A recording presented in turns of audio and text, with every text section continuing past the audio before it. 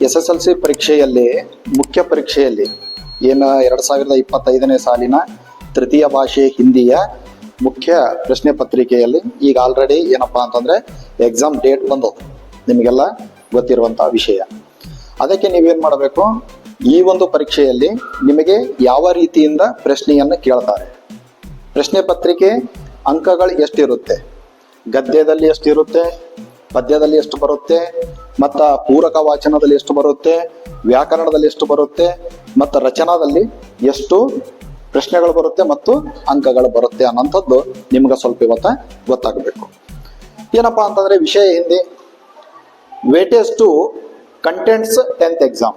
ಹಿಂದಿ ವಿಷಯದಲ್ಲಿ ತೃತೀಯ ಭಾಷೆ ಹಿಂದಿ ವಿಷಯದಲ್ಲಿ ಎಷ್ಟು ಅಂಕಗಳು ವೇಟೇಜ್ ಆಗಿ ನಿಮಗೆ ಕೊಟ್ಟಿದ್ದಾರೆ, ಪ್ರಶ್ನೆ ಪತ್ರಿಕೆಯಲ್ಲಿ ಕೊಡುತ್ತಾರೆ ಅನ್ನೋಂಥದ್ದು ನಿಮಗೆ ನಾನು ಇವತ್ತು ಹೇಳ್ತೇನೆ. ವಿಷಯ ವಸ್ತು ಅಂತಂದ್ರೆ ನಿಮ್ಮ ಒಂದು ಪುಸ್ತಕ ಇದೆ, ಭಾಗ 1 ಮತ್ತು ಭಾಗ 2. ಆ ಎರಡು ಭಾಗ 1 ಮತ್ತು ಭಾಗ 2ದಲ್ಲಿ ಗದ್ಯಕ್ಕೆ 32 ಅಂಕ ಬರುತ್ತೆ. ಎಷ್ಟು ಬರುತ್ತೆ? 32 ಅಂಕಗಳು ಬರುತ್ತೆ. ಅಂದ್ರೆ ಪ್ರತಿಶತ ಎಷ್ಟು ಅಂತಂದ್ರೆ 40% ನಿಮಗೆ ಗದ್ಯದಲ್ಲಿನೇ ಅಂಕಗಳನ್ನು ಕೊಡ್ತಾರೆ. ಅದಾದ ನಂತರ ಪದ್ಯಗಳು ಎಷ್ಟು ಅದಾವ ನಿಮ್ಮಲ್ಲಿ? 6 ಪದ್ಯಗಳದಾವ. ಗದ್ಯಗಳು ಎಷ್ಟದಾವ? 11 ಗದ್ಯಗಳವ. ಅದಕ್ಕೆ ಈಗ ಏನಪ್ಪಾ ಅಂತಂದ್ರೆ 6 ಪದ್ಯಗಳಲ್ಲಿ ಅಂಕಗಳು ಎಷ್ಟು ಬರ್ತಾವ ಅಂತಂದ್ರೆ 20 ಅಂಕಗಳು ಬರ್ತಾವ. ಎಷ್ಟು ಅಂಕಗಳು ಬರುತ್ತವ? 20 ಅಂಕಗಳು. ಪ್ರತಿಶತ ಎಷ್ಟು ಅಂತಂದ್ರೆ 25% ಈ ಒಂದು ಪದ್ಯದಲ್ಲಿ ಬರುತ್ತೆ. ಅದಾದ ನಂತರ ಪೂರಕ ವಾಚನ 4 ಅಂಕ ಇದೆ. ಪೂರಕ ವಾಚನ ನೀವು ಬರಿಬೇಕಾದಂಥದ್ದು, ನಿಮ್ಮ ಒಂದು ನಾಲೆಜ್ ಮುಖಾಂತರ ಬರಿಬೇಕಾದಂಥದ್ದು ಪೂರಕ ವಾಚನ 5% ಬರ್ತದೆ. 4 ಅಂಕ 5%. ಅದಾದ ನಂತರ ವ್ಯಾಕರಣ 8 ಅಂಕಗಳ ನಿಮಗೆ ವ್ಯಾಕರಣವನ್ನು ಕೊಡ್ತಾರೆ. ಅದು ಹೇಗಪ್ಪ ಅಂತಂದ್ರೆ ವಸ್ತುನಿಷ್ಠ ಅಂತಂದ್ರೆ ನಿಮಗೆಲ್ಲ ಗೊತ್ತು, ಅಬ್ಜೆಕ್ಟಿವ್ ಟೈಪ್. ಮೇಲೆ ಒಂದು ಪ್ರಶ್ನೆ ಕೇಳುತ್ತಾರೆ ನೀವು ಕ್ವಶನ್ ಪೇಪರ್ನಲ್ಲಿ. ಫಸ್ಟಿಗೆ ಪ್ರಶ್ನೆ ಪತ್ರಿಕೆ ಫಸ್ಟ್ ರೋಮನ್ ಸಂಖ್ಯೆ 1ರಲ್ಲಿ 8 ಪ್ರಶ್ನೆಗಳು ಇರ್ತಾವ. ಆ 8 ಪ್ರಶ್ನೆಗಳು ವ್ಯಾಕರಣ ಸಂಬಂಧಪಟ್ಟಿವೇ ಇರ್ತಾವ.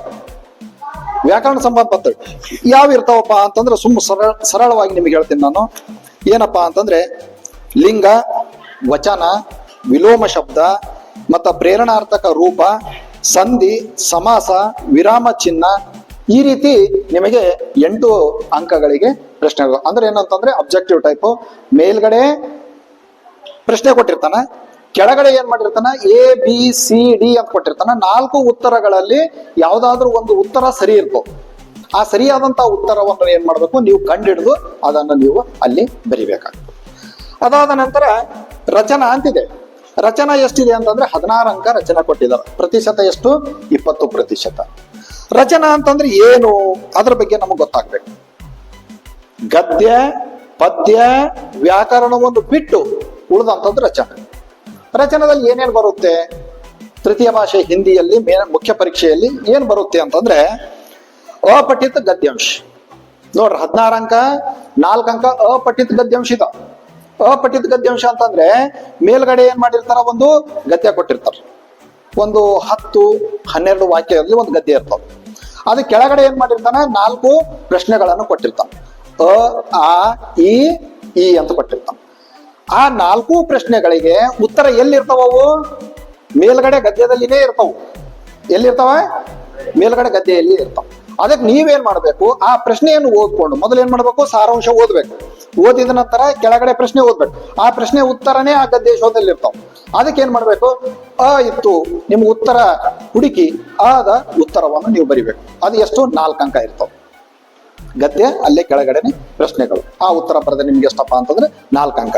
ಅದು ಎಲ್ಲಿ ಬರ್ತದ ಅಂತಂದ್ರೆ ಇದು ರಚನಾದಲ್ಲಿ ಬರುತ್ತೆ. ಇದು ಗದ್ಯಕ್ಕೆ ಸಂಬಂಧ ಇಲ್ಲ, ಪದ್ಯಕ್ಕೆ ಸಂಬಂಧ ಇಲ್ಲ, ಮತ್ತ ವ್ಯಾಕರಣಕ್ಕೂ ಸಹ ಸಂಬಂಧ ಇಲ್ಲ. ಅದಾದ್ಮೇಲೆ ಏನಪ್ಪಾ ಅಂತಂದ್ರೆ ಇನ್ನೊಂದು ಏನ್ ಬರುತ್ತೆ, ಅನುವಾದ.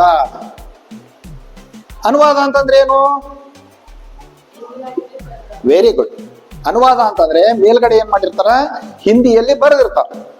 ಇದನ್ನು ಕನ್ನಡ ಅಥವಾ ಇಂಗ್ಲಿಷ್ ನಲ್ಲಿ ಅನುವಾದಿಸಿ ಅಂತೇಳಿ ಪ್ರಶ್ನೆಗಳನ್ನು ಕೇಳ್ತಾನೆ. ಅದಕ್ಕೆ ನೀವೇನ್ ಮಾಡಬೇಕು, ಕನ್ನಡದಲ್ಲಿ ಅನುವಾದವನ್ನು ಮಾಡಬೇಕು.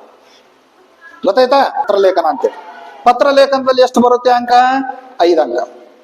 ಎಷ್ಟು ಬರುತ್ತೆ? 5 ಅಂಕ. ಆ 5 ಅಂಕ ಯಾವ ರೀತಿ ಇರುತ್ತೆ ಅಂತಂದ್ರೆ, ಪತ್ರದಲ್ಲಿ ಬರೆಯುವಾಗ ತಂದೆಗೊಂದು ಪತ್ರ ಬರೆಯಿರಿ, ಅಥವಾ ನಿಮ್ಮ ಮುಖ್ಯ ಗುರುಗಳಿಗೆ ಒಂದು ಪತ್ರವನ್ನು ಬರೆಯಿರಿ. प्रधान अध्यापक जी को एक पत्र लिखिए. प्रवास जाने के लिए 500 रुपए मांगते हुए अपने पिताजी को एक पत्र लिखिए. ಎರಡು ಪತ್ರಗಳನ್ನು ಕೊಡ್ತಾರೆ. ಅದಕ್ಕೆ ನೀವು ಅದರಲ್ಲಿ ಏನ್ ಮಾಡಬೇಕು, ಆಯ್ಕೆ ಮಾಡಿಕೊಂಡು ಒಂದು ಪತ್ರವನ್ನು ನೀವು ಬರಿಬೇಕು. ಅರ್ಥ ಆಯ್ತಾ? ಎಷ್ಟು ಪತ್ರಗಳನ್ನು ಬರಿಬೇಕು? ಒಂದು ಪತ್ರ, ಯಾವ್ದಾದ್ರು ಒಂದು, ಅಥವಾ ಅಂತ ಕೊಟ್ಟಿರ್ತಾರಲ್ಲ. ನಿಬಂಧ, ಪ್ರಬಂಧ, ಆ ಪ್ರಬಂಧವನ್ನು ಸಹ ನೀವು ಬರಿಬೇಕಾಗ್ತಾವ. ಪ್ರಬಂಧ ಆಲ್ರೆಡಿ ನಿಮಗೆಲ್ಲ ಹೇಳಿದೀನಿ ನಾನು. ಪ್ರಬಂಧ ಕನ್ನಡದಲ್ಲಿ ಅಂತಾರ, ಹಿಂದಿಯಲ್ಲಿ ಏನಂತಾರೆ, ನಿಬಂಧ ಅಂತ ಹೇಳಿ ಕರೀತಾರೆ. ನಿಬಂಧವನ್ನು ನೀವೇನ್ ಮಾಡ್ಬೇಕಾಗ್ತದೆ, ಬರಿಬೇಕಾಗ್ತದೆ. ಅದಕ್ಕೆ ನಾವೇನಪ್ಪಾ ಅಂತಂದ್ರೆ ಇದ್ರ ಬಗ್ಗೆ ಇನ್ನು ಪದ್ಯದಲ್ಲಿ, ಗದ್ಯದಲ್ಲಿ 32 ಅಂಕಕ್ಕೆ ಯಾವ ರೀತಿ ಪ್ರಶ್ನೆಗಳಿರ್ತಾವ, ಅದರಲ್ಲಿ 1 ಅಂಕದವು, 2 ಅಂಕದವು, 3-4 ಅಂಕದವು, ಈ ರೀತಿ ಪ್ರಶ್ನೆಗಳಿರ್ತಾವ. ಅದು ಮುಂದಿನ ಒಂದು ಇದರಲ್ಲಿ ನಿಮ್ಗೆ ಹೇಳ್ತೀನಿ. ಅದಾದ್ಮೇಲೆ ಪದ್ಯದಲ್ಲಿ 20 ಅಂಕ, ಯಾವ್ಯಾವ ಪದ್ಯ, 6 ಪದ್ಯಗಳದಾವ ನಿಮ್ಮಲ್ಲಿ. 6 ಪದ್ಯಗಳಲ್ಲಿ 20 ಅಂಕ, ಯಾವ್ಯಾವ ಪದ್ಯಕ್ಕೆ ಎಷ್ಟು ಅಂಕಗಳನ್ನು ಕೊಡ್ತಾರ. ಹೌದಾ? ಪದ್ಯ ಭಾಗ ಪೂರ್ಣ ಕೀಜಿ ಅಂತ ಹೇಳದ.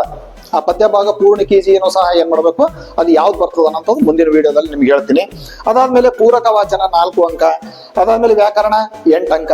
8 ಅಂಕ ವ್ಯಾಕರಣದಲ್ಲಿ ಆಲ್ರೆಡಿ ನಾನು ಹೇಳಿದ್ದೀನಿ ನಿಮಗೆ ಯಾವ್ಯಾವ ಬರ್ತಾವ, ಲಿಂಗ, ಏನು ವಚನ, ವಿಲೋಮ ಶಬ್ದ, ಇವು ಚಿಹ್ನೆಗಳು 8. ಅದಾದ್ಮೇಲೆ ರಚನಾ 16 ಅಂಕ. ಅದಕ್ಕೆ ನಿಮ್ಗೆ ಏನಪ್ಪಾ ಅಂತಂದ್ರೆ ಮುಂದಿನ ಒಂದು ವಿಡಿಯೋದಲ್ಲಿ ಏನಪ್ಪಾ ಅಂತಂದ್ರೆ ಯಾವ್ಯಾವ ನಾವು ಪ್ರಬಂಧವನ್ನು ಬರಿಬೇಕು, ನಿಬಂಧವನ್ನು ಬರಿಬೇಕು ಅಂತೇಳಿ ಹೇಳ್ತೇನೆ. ರೈಟಾ? ಓಕೆ.